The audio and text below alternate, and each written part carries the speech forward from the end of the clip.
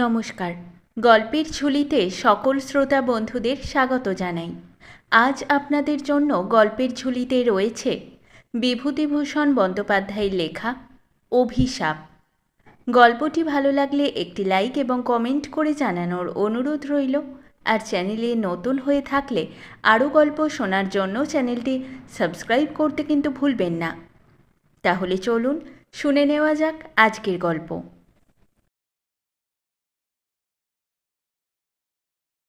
এই সেই প্রতাপ নারায়ণ চৌধুরীর বাড়ি। আমি সবিস্ময়ে সেই ভগ্ন স্তূপের পানে দেখিলাম।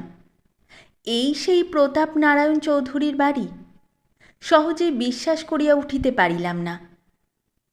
দিনান্তের অস্পষ্ট আলোক যাই যাই করিয়াও আকাশের পশ্চিম প্রান্তে তখনও অপেক্ষা করিতেছিল। পরিশ্রান্ত বিহগগুলের অবিশ্রাম কুজনধ্বনি রহিয়া রহিয়া তখনও আকাশ বাতাস মথিত করিয়া দিতেছিল।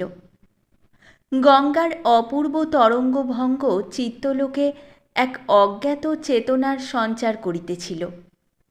সেই প্রদোষের ম্লান দ্যুতি বিকাশের অন্তরালে আমি প্রাতঃস্মরণীয় সুবিখ্যাত প্রতাপ নারায়ণ চৌধুরীর প্রাসাদের পানে চাহিয়া দেখিলাম।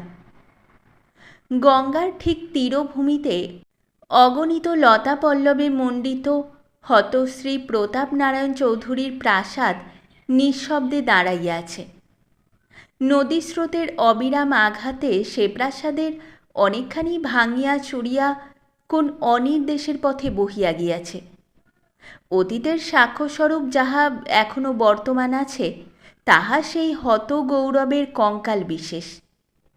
এখন যেন সেখানে সেই দুর্দান্ত প্রতাপ নারায়ণ চৌধুরীর প্রেতাত্মা বিরাজ করিতেছে। প্রকৃতি তাহাকে আজ নিজের হাতে সাজাইয়া দিয়াছে। অনাড়ম্বর সৌন্দর্য তাহাকে শ্যামল করিয়া রাখিয়াছে। গঙ্গার বক্ষে একটি নৌকা পাল তুলিয়া পাশ দিয়া বহিয়া চলিয়াছিল। একটি মাঝি গান গাহিতেছিল। তাহার সেই ক্লান্ত কণ্ঠস্বর সন্ধ্যা প্রকৃতির নিঃশব্দতার বক্ষ চিরিয়া চিরিয়া কোন দূরান্তরের এক অপূর্ব সাড়া বহিয়া আনিতেছিল। পলাশপুরের প্রতাপ নারায়ণ চৌধুরীর নাম শোনে নাই এমন লোক খুব কমই আছে। একদা তাহার প্রতাপে সারা পলাশপুর তটস্থ হইয়া থাকিত। কিংবদন্তি আছে যে সেকালে নাকি বাঘে গরুতে নির্বিবাদে একই ঘাটে জলপান করিত। অত বড় ক্ষমতাশালী বর্ধিষ্ণু প্রতিপত্তিশালী জমিদার সেকালে খুব কমই ছিলেন। ইংরেজ রাজত্বের সূচনার দিন হইতে পলাশপুরের চৌধুরী বংশের উদ্ভব। ইংরেজ বাহাদুরকে সর্বপ্রকার সাহায্য করার পুরস্কার স্বরূপ ধূর্যটি নারায়ণ চৌধুরী এই পলাশপুরের জমিদারি লাভ করেন। ধূর্যটি নারায়ণ চৌধুরী চৌধুরী বংশের আদি পুরুষ। তাহারই পৌত্র বিজয় নারায়ণ চৌধুরী সিপাহী বিদ্রোহের সময়ে ব্যারাকপুরের বিদ্রোহ দমনে ইংরেজদের যথেষ্ট সহায়তা করেন। তাহারই প্রচেষ্টায় ক্যাপ্টেন লরেন্স সপরিবারে আত্মরক্ষা করিতে সমর্থ হন। ইতিহাসে সেসব কথা নাই বটে, তবে সকলেই সে কথা জানিত।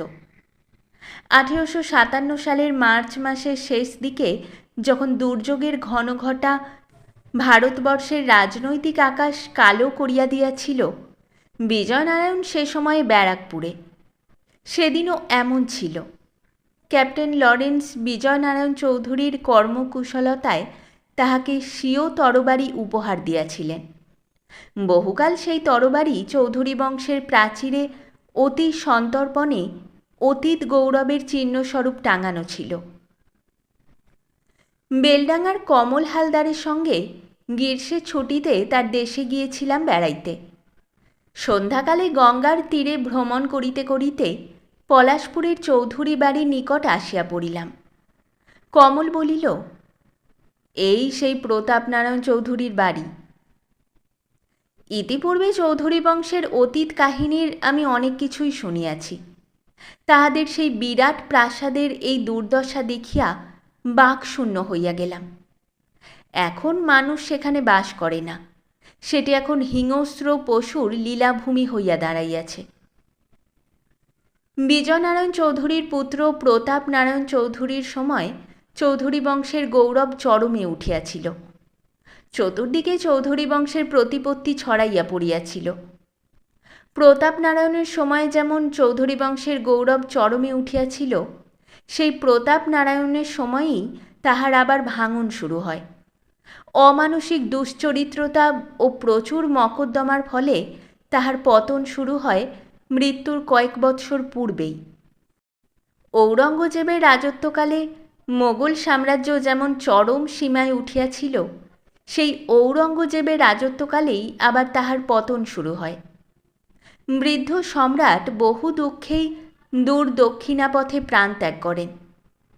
ঔরঙ্গজেব ছিলেন চরিত্রবান ও ধার্মিক, আর প্রতাপ নারায়ণ ছিলেন ঠিক তাহার বিপরীত। তাহার অভিধানে চরিত্র বলিয়া কোনো শব্দ ছিল না। মদ ও মেয়ে মানুষ তাহার জীবনের একমাত্র উপাস্য। আর এছাড়া যেটুকু সময় পাইতেন তাহাতে মামলা মকদ্দমার তদবির করিতেন। তাহার ন্যায় নিখুঁতভাবে মকদ্দমা তদবির করিতে সেকালে খুব কম লোকই পারিত। অথচ লেখাপড়ার তিনি ধার ধারিতেন না, আইন তো দূরের কথা। কত সতী রমণীর আর্তক্রন্দনে নিঃশব্দ রাত্রে চৌধুরী বংশের সুদীর্ঘ রংমহল যে ধ্বনিত হইয়া উঠিয়াছিল তাহার ইয়ত্তা নাই। তাহাদের সেই ব্যাকুল কণ্ঠধ্বনি ঝিল্লিরবের সহিত তালে তালে শব্দিত হইয়া মরিতেছে। তাহাদের বিকট অট্টহাস্য হয়তো এখনও ভগ্ন প্রাসাদের প্রাচীরে আঘাত খাইয়া খাইয়া ফিরিতেছে। তিনি বিবাহ করিয়াছিলেন ক্ষীরোদা সুন্দরীকে, আর ভালোবাসিয়াছিলেন পত্নীর বিধবা ভগিনী আভাময়ীকে। ক্ষীরোদা সুন্দরীর প্রতিবাদ করিবার সাহস হয় নাই, আর বাল বিধবা আভাময়ী প্রতাপ নারায়ণের প্রেমের তরঙ্গে সংক্ষুব্ধ হইয়া আত্মীয় স্বজনের বিষদৃষ্টি হইতে আত্মগোপন করিবার জন্য উদ্বন্ধনে প্রাণ ত্যাগ করেন। এ ঘটনার পর প্রতাপ নারায়ণ আর ক্ষীরোদা সুন্দরীর মুখদর্শন করেন নাই। সেই অভাগী রমণী 4 মাসের শিশুপুত্র সূর্যনারায়ণ চৌধুরীকে বুকে লইয়া স্বামীর দৃষ্টিপথের অন্তরালে জীবন কাটাইয়া দিতে লাগিলেন। আর প্রতাপ নারায়ণের উচ্ছৃঙ্খলতার মাত্রা গেল বাড়িয়া। তিনি বাহির বাড়িতেই দিন কাটাইয়া দিতে লাগিলেন। আভাময়ীর প্রতি সমাজের এই অসহনীয় অত্যাচারের প্রতিকার স্বরূপ তিনি তাহার প্রজাদের শান্তির সংসারে দিতে লাগিলেন আগুন জ্বালাইয়া। গৃহস্থ বধূ বা গৃহস্থ কন্যা তাহার ক্ষুধিত দৃষ্টি হইতে অতি কষ্টে আত্মরক্ষা করিত। সারাদিন পথে পথে পাখি মারা বন্দুক কাঁধে লইয়া পাখি মারিয়া ফিরিতেন। সে পথে কোনো স্ত্রীলোকের বাহির হইবার সাহস ছিল না। আর তাহার সঙ্গে থাকিত কানা কালু সর্দার। কানা হইলে কি হয়, চক্ষুষ্মানকেও সে হার মানাইতে পারিত। তাহার তীক্ষ্ণ বুদ্ধির বলে প্রতাপ নারায়ণের ক্ষুধা নিবৃত্ত হইত সহজেই। ইংরেজ রাজত্বের এমন ধরাবাঁধা আইন তখন ছিল না। প্রতাপ নারায়ণের মহল্লায় তাহার বিখ্যাত লাঠিয়ালদের দৌলতে কাহারও টুঁ শব্দটি করিবার সামর্থ্য ছিল না। লাঠির জোরেই রাজ্য জয় হইত, আর লাঠির জোরেই রমণীর সতীত্ব লুণ্ঠন হইত। কিন্তু প্রতাপ নারায়ণ স্ত্রীলোকদের ঘৃণা করিতেন সর্বান্তঃকরণে। নারী নরকের দ্বার, এই নারী তাহার জীবনে দিয়াছিল দাবানল জ্বালাইয়া। সেবার দুরন্ত বর্ষার এক অবিশ্রান্ত ধারাপতনের দিনে কালু কোথা হইতে এক অজ্ঞাত নামা রমণীকে বহিয়া আনিল। রাত্রি তখন 10টা। চারিদিকে সেই বর্ষা প্রকৃতির গুঞ্জন কোন এক বিরহিণীর আর্তক্রন্দনের ন্যায় ধ্বনিত হইতেছিল। কাহাকে হারানোর বেদনা যেন সারা বিশ্ব মথিত করিয়া রাখিয়াছিল। প্রতাপ নারায়ণ তখন সুরমা দিয়া তাহার নয়ন প্রান্তে রেখাপাত করিতেছিলেন। কালু আসিয়া ডাকিল, মহারাজ। প্রতাপ নারায়ণ হাঁকিলেন, কে? ও এসেছে, বিশ্রাম করতে বল। কত দূর থেকে আসছে? 7 ক্রোশ। কেমন? আপনার প্রসাদ পাবার উপযুক্ত। উত্তম। প্রতাপ নারায়ণ দ্রুত সাজ সমাধা করিয়া প্রমোদ গৃহে উপস্থিত হইলেন।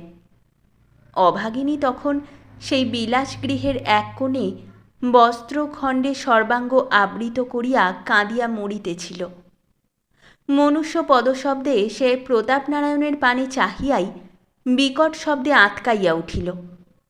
তাহার আয়ত আঁখি, সর্বোপরি তাহার সেই ভীতি সুন্দর দেহলতা প্রতাপনারায়ণের প্রাণে এক উন্মাদনা জাগাইয়া দিল। প্রতাপনারায়ণ তাহার নিকট গিয়া প্রশ্ন করিলেন, তোমার নাম? কোনো উত্তর পাইলেন না। পুনরায় বলিলেন, এই যে বিরাট প্রাসাদ, এই অতুল বিভব সবই তোমার, তুমি আজ আমার রানী। সেই রমণী কহিল, না না, আমি রানী হতে চাই না, আমায় ভিখিরি থাকতে দিন। আপনার দুটি পায়ে পড়ি, আপনি আমাকে আমার স্বামী পুত্রের কাছে ফিরে যেতে দিন। কথা শেষে সে প্রতাপনারায়ণের পদপ্রান্তে পড়িল। প্রতাপনারায়ণ উৎকট হাসি হাসিয়া উঠিলেন, বলিলেন, অসম্ভব। জীবনে এমন নিখুঁত রূপ প্রতাপনারায়ণ আর দ্বিতীয়টি দেখেন নাই। তাহার সেই বিনাইয়া বিনাইয়া কান্না প্রতাপনারায়ণের নিকট বড় মধুর বলিয়া বোধ হইল। সেই রমণী কহিল, আমায় ছেড়ে দিন, আপনার ভালো হবে। প্রতাপনারায়ণ হাহা করিয়া হাসিতে লাগিলেন, বলিলেন, আমার ভালো আমি চাই না। আপনি ধ্বংস হয়ে যাবেন, আপনার সর্বনাশ হবে, আমার অভিশাপে বাড়িঘর জ্বলে পুড়ে যাবে। প্রতাপনারায়ণ শিহরিয়া উঠিলেন। সে পুনরায় বলিল, যদি আমি যথার্থ সতী হয়ে থাকি, তবে আমার অভিশাপ কখনো সহ্য করতে পারবেন না, আপনি নির্বংশ হবেন। অবলা রমণীর যে এমন করিয়া মানুষকে অভিশাপ দিবার ক্ষমতা আছে, ইহা প্রতাপনারায়ণের বিশ্বাসের অতীত ছিল। কিন্তু তিনি পরিণামদর্শী ছিলেন না আদৌ। তিনি ওই অবলার সাবধানবাণী শুনিলেন না। এই তাহার জীবনের শেষ শিকার। পরদিন সারা প্রাসাদে একটা দূরপনেও বিষাদের ছায়াপাত হইল। সেদিন হইতে সেই রমণী আর উঠিল না বা আহার গ্রহণ করিল না। 2 দিন পূর্ব হইতেই সে উপবাস করিতেছিল। তিল তিল করিয়া সে শুকাইয়া মরিতে লাগিল। সকলে মুখ বিস্ময়ে অভাগীর পানে চাহিয়া রহিল। প্রতাপনারায়ণ ভয়ে ব্যাকুল চিত্তে গৃহত্যাগ করিয়া চলিয়া গেলেন। উহার বিষাক্ত দীর্ঘশ্বাস সহ্য করিবার সাহস তাহার ছিল না। 3 দিন 3 রাত্রি অসহ্য যন্ত্রণা ভোগ করিয়া অভাগিনী প্রাণত্যাগ করিল। পরিশেষে রানী ক্ষীরোদা সুন্দরীও তাহার দীর্ঘকালের সুচিতা ত্যাগ করিয়া এই নরককুণ্ডে আসিয়াছিলেন অভাগিনীর কাছে ক্ষমা প্রার্থনা করিতে, স্বামীর কল্যাণ কামনায়। কিন্তু তাহার সে প্রচেষ্টা ব্যর্থ হইল। যদি আমি যথার্থ সতী হয়ে থাকি, তো চৌধুরী বংশ ধ্বংস হয়ে যাবে। এই বলিয়া সেই তেজস্বিনী নারী শেষ নিঃশ্বাস ত্যাগ করিল। এই ঘটনার 7 দিন পর প্রতাপনারায়ণ ফিরিয়া আসিলেন, কিন্তু জীবিত নয়, মৃত। পথে তাহার সর্পাঘাতে মৃত্যু হইয়াছে। সূর্যনারায়ণও পিতাকে অনুসরণ করিয়া চলিতে লাগিলেন। অল্প বয়সে সম্পত্তির মালিক হইয়া মোসাহেবের সহায়তায় তাহার ক্ষয়িষ্ণুপ্রায় সম্পত্তি ক্রমে ক্রমে নিঃশেষ হইয়া আসিতে লাগিল। পিতার ন্যায় তিনিও ছিলেন অপরিণামদর্শী। ভবিষ্যতের কথা ভাবিবার অবকাশ তাহার ছিল না। পরস্ত্রীতে লোভ তাহার ছিল না সত্য, তবে তাহারও নেশা ছিল। শহর অঞ্চল হইতে সব বিখ্যাত বিখ্যাত বাইজি আনার নেশা তাহাকে পাইয়া বসিয়াছিল। তাহার জন্য তিনি মুক্ত হস্তে ধন ব্যয় করিয়া যাইতেন। লখনৌ, দিল্লি, আগ্রা, লাহোর, বোম্বাই, কলিকাতা ইত্যাদি সকল শহরের সুপ্রসিদ্ধা বাইজি কুলের পদরেণুপাতে তিনি তাহার পিতৃ পিতামহের পবিত্র প্রাসাদ ধন্য করিতে মাতিয়া উঠিয়াছিলেন। তিনি দিনরাত তাহাদের সুরলহরী ও রূপমাধুরীতে মগ্ন হইয়া থাকিতেন। বিবাহ করিয়াছিলেন যথাসময়ে। যদিও পিতার ন্যায় তিনি তাহার পত্নীকে ঘৃণা করিতেন না, তথাপি তাহার দিন কাটিত বাহির বাড়িতে। গভীর রাত্রে অতিরিক্ত তাগাদার ফলে মাঝে মাঝে টলিতে টলিতে অন্দর বাড়িতে উঠিয়া যাইতেন নিতান্ত অনিচ্ছায়। অধিকাংশ রাত্রি তাহার এই বাহির বাড়িতে কাটিত। তাহা ছাড়া দেশভ্রমণ তাহার জীবনের একটি বিশেষ অঙ্গ ছিল। একটির পর একটি করিয়া তিনি দেশ দেখিয়া বেড়াইতেন। কত তীর্থক্ষেত্রে গিয়াছেন, অথচ দেবতা দর্শন করেন নাই। দেব মন্দিরের নিকট হইতে ফিরিয়া আসিয়াছেন। বলিতেন, জীবনে তো অনেক পাপ করেছি, মিথ্যে পবিত্র দেব মন্দির আর কলুষিত করি কেন? অকস্মাৎ একদিন সূর্যনারায়ণ কাহাকেও কিছু না বলিয়া না কহিয়া অতি অসময়ে বিসূচিকা রোগে দেহত্যাগ করিলেন।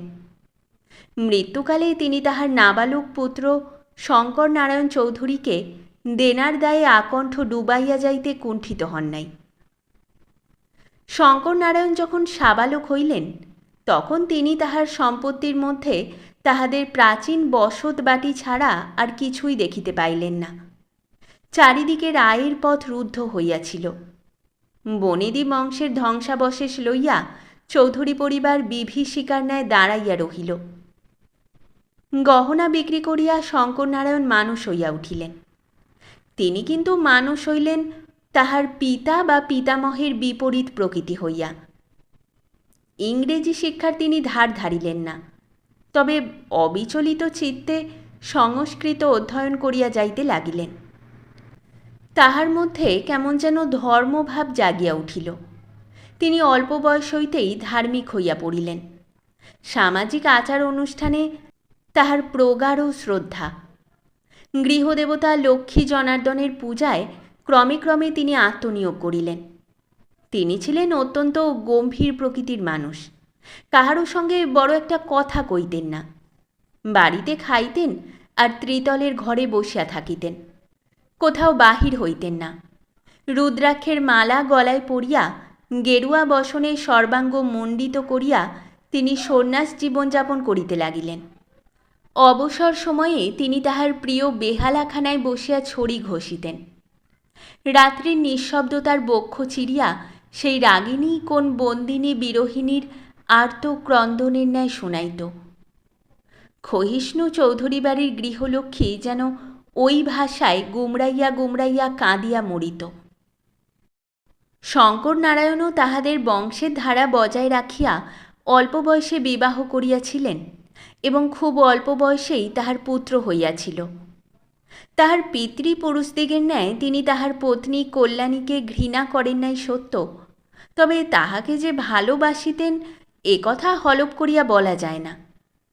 তিনি পত্নীর প্রতি তাহার কর্তব্য সম্পাদন করিতেন মাত্র। সারাদিন প্রায় তাহার গৃহদেবতার ধ্যান ধারণায় কাটিত।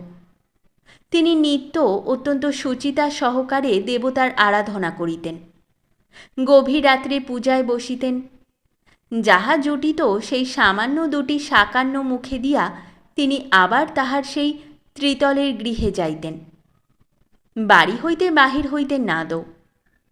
দিন দিন চৌধুরী বংশ যে নিশ্চিহ্ন হইবার পথে আগাইয়া যাইতেছে, তাহা দেখিয়া তিনিও ধীরে ধীরে শুকাইতে লাগিলেন। আর ততই গৃহদেবতার পূজার মাত্রাও বাড়িয়া যাইতে লাগিল। তিনি পাগলের মতো হইয়া গেলেন। তাহার জীবনের একমাত্র কামনা হইল বিত্ত চাই, অর্থ চাই, ঐশ্বর্য চাই। তিনি কেবল প্রার্থনা করিতেন দেবতা আবার যেন চৌধুরী বংশের নষ্ট সম্পদ ফিরাইয়া দেন। এহেন কালে একদা চৈত্রের এক অমাবস্যা রজনীতে শঙ্কর নারায়ণ স্বপ্ন দেখিলেন যেন তাহাদের গৃহলক্ষ্মী চৌধুরী বংশ ত্যাগ করিয়া যাইতেছেন। তাহার অপূর্ব জ্যোতিতে বিশ্বভুবন আলোকিত। একটা সুস্নিগ্ধ সুবাসে দিগন্ত ভরিয়া গিয়াছে। শঙ্কর নারায়ণ তড়িৎপদে উঠিয়া গিয়া দেবীর পথরোধ করিয়া দাঁড়াইলেন। দেবী তাহার বিষণ্ণ মুখে যেন বলিলেন, বাছা, পথ ছাড়, আমায় যেতে দে। শঙ্কর নারায়ণ কাঁদিতে লাগিলেন। মা, আমাদের এমনি করে ছেড়ে যাচ্ছ মা? দেবী নিষ্ঠুরভাবে হাসিলেন। নিত্য না খেয়ে তোমার পূজার আয়োজন করেছি মা, তবু তোমার ক্ষুধা দূর হয়নি? না, আমি রক্ত চাই। কার রক্ত মা? তোর ছেলের। দেবী অন্তর্হিতা হইলেন। অমনি শঙ্কর নারায়ণের ঘুম ভাঙিয়া গেল। ঘামে তাহার সর্বাঙ্গ ভিজিয়া গিয়াছিল। তিনি উঠিয়া রোদন করিতে লাগিলেন। রাক্ষসী, এ কি পরীক্ষা তোর? তখনও তাহার সেই গৃহে দেবীর পদ্মগন্ধ বিচ্ছুরিত হইতেছিল। শঙ্করনারায়ণ বিচলিত হইলেন না। চৌধুরী বংশ তাহার পুত্রের চেয়ে অধিক মূল্যবান। তিনি বলিলেন, তাই হবে মা, তাই হবে। তুমি এ অভাগাকে ত্যাগ করো না। তারপর তিনি ধীর পদক্ষেপে তাহার শয়নগৃহে আসিয়া উপস্থিত হইলেন, অতি সন্তর্পণে। কল্যাণী তখন ঘুমাইতেছিলেন, আর তাহার পুত্র মাতার স্তন্যপান করিতেছিল ঘুমন্ত অবস্থায়। শঙ্করনারায়ণ অত্যন্ত ধীরে ধীরে সেই খোকাকে মাতার বক্ষ হইতে ছিনাইয়া আনিলেন। কল্যাণী সারাদিনের পরিশ্রমে ক্লান্ত হইয়া ঘুমাইতেছিলেন। তিনি একবার পাশ ফিরিয়া শুইলেন মাত্র। শঙ্করনারায়ণ খোকাকে পরম স্নেহে তাহার বুকের মধ্যে করিয়া গৃহ হইতে বাহির হইয়া আসিলেন। শোঁ শোঁ শব্দে সারা প্রকৃতি যেন উন্মাদ তাণ্ডবে মাতিয়া উঠিয়াছিল। খোকা পিতার বাহু মধ্যে ঘুমাইতে লাগিল। তারপর খোকাকে গৃহদেবীর সম্মুখে নিজ হাতে বলি দিলেন। একবার হয়তো সে কাঁদিয়াছিল, কিন্তু বাহিরের সেই ঝড়জলের মধ্যে সে কান্না হয়তো শোনা যায় নাই। রক্তধারায় সারা গৃহ ছাইয়া গেল। ভয়ে বিস্ময়ে তিনি কিন্তু দিশাহারা হইলেন না, বা বেদনায় মুশরাইয়া পড়িলেন না। হোমের জন্য যে বালি ছিল তাহা আনিয়া সারা রাত্রি তিনি সেই রক্তচিহ্ন মুছিতে লাগিলেন। চৌধুরী বংশ বড় হইবে, জীবনের এই একমাত্র আকাঙ্ক্ষা আজ তাহার পূরণ হইয়াছে। এই সান্ত্বনায় পরম তৃপ্তিতে সেই বালির উপরই রাত্রি শেষের দিকে তিনি ঘুমাইয়া পড়িলেন। দিনের আলো ফুটিতে না ফুটিতে কল্যাণী উন্মাদিনীর ন্যায় ছুটিয়া আসিয়া স্বামীকে জানাইলেন, ওগো, খোকা কোথা গেল? শঙ্করনারায়ণ স্ত্রীর পানে চাহিতে পারিলেন না। খোকার মৃতদেহ তখন ভাগীরথীর খরস্রোতে কোন দূরান্তরে ভাসিয়া গিয়াছে। সেই রক্তমাখা বালুকা রাশি তাহার শেষ চিহ্ন। কল্যাণী আবার ডাকিলেন, ওগো, কথা কও, কথা কও, আমার খোকাকে এনে দাও। শঙ্করনারায়ণ আর কোনো কথা বলিতে পারিলেন না। জীবনে আর তিনি খুব কমই কথা বলেন। যা হোক, ব্যাপারটা আর চাপা রহিল না। বুদ্ধিমতী কল্যাণী ক্রমে ক্রমে সমস্ত ব্যাপারই অবগত হইলেন। সারাদিন তিনি আর উঠিলেন না, খাইলেন না। সেদিন রাত্রে তিনিও কুলপ্লাবিনী জাহ্নবীর পূর্ণ স্রোতে আত্মবিসর্জন দিয়া তাহার বড় আদরের খোকার সহিত মিলিত হইলেন। ব্যাপারটা ক্রমে ক্রমে রাষ্ট্র হইয়া পড়িল। এ ঘটনার কিছুদিন পর শঙ্করনারায়ণ চৌধুরীকেও আর পাওয়া গেল না। আজও পর্যন্ত তাহাকে পাওয়া যায় নাই। সে আজ 50 বছরের কথা। গৃহলক্ষ্মী এখনও সেই ভগ্নপ্রায় বংশহীন চৌধুরী বাড়ির অন্তরালে বন্দিনী আছেন কিনা জানি না। তবে মাঝে মাঝে ওই ধ্বংসস্তূপের মধ্য হইতে একটা চাপা হাসি পরম পরিতৃপ্তির সহিত বাহির হইয়া আসে। সেদিনও এমনই ঝড় উঠিয়াছিল। সেদিনও পশ্চিমের আকাশে একটা কালো মেঘ দিগন্ত ছাইয়া রহিয়া রহিয়া কাঁদিয়া মরিতেছিল। সেদিনও হয়তো ওই শ্মশান ঘাটের নিষ্পত্র ঝাউগাছটার মাথায় বসিয়া একটা শকুন আর্ত কণ্ঠে চিৎকার করিয়া মরিতেছিল। শেষ হলো আমাদের আজকের গল্প। গল্প পাঠে এবং বিভিন্ন চরিত্রে আমি তৃষিতা। গল্পটি ভালো লাগলে লাইক এবং শেয়ার করে দেবেন। আর চ্যানেলে নতুন হয়ে থাকলে আরও গল্প শোনার জন্য চ্যানেলটি সাবস্ক্রাইব করতে কিন্তু ভুলবেন না। খুব তাড়াতাড়ি নতুন একটি গল্প নিয়ে ফিরে আসব। সকলে ভালো থাকুন, শুনতে থাকুন গল্পের ঝুলি।